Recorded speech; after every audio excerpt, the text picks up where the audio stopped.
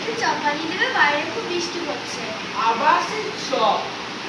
দাঁড়া, বুঝি একটা মাথায় আইডিয়া আসছে, মানে চপের থেকে আমরা আরো সুন্দর জিনিস বানিয়ে দেবো। চপ। আলুগুলো কেটে নেবে, তারপর এগুলো ধুয়ে নেবে, একটু নুন দিয়ে দিচ্ছি আর একটু হলুদ দিয়ে দিচ্ছি,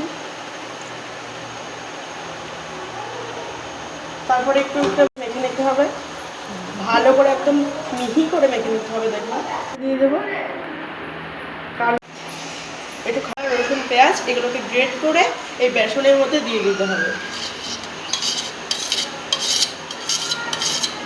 শুকনো লঙ্কা তেলে ভেজে নিচ্ছি, চপের টেস্টটা আরও বেড়ে যাবে। এর মধ্যে দিয়ে দেবো, তাহলে খাবারটা আরও মুচমুচে হয়ে যাবে।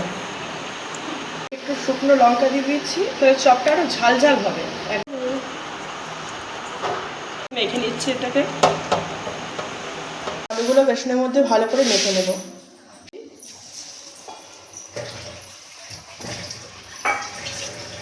লাল লাল করে ভেজে নেব, একদম মুচমুচে করে। এটাকে তুলে নিচ্ছি, তেলটাকে ভালো করে ছড়িয়ে নেবে।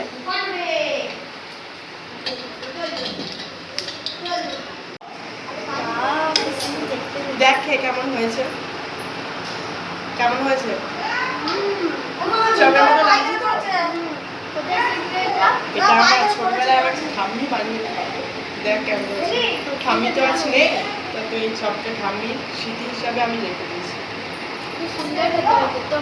আগে এটা খেয়ে দেখি, তোমরা একটু করে দেখবে শুধু বন্ধুরা। তোমাদের চপ আর চপ বানাতে হবে এত ফুটতাম দিয়ে, এটা শুধু করে দেখবে একবার। বাই।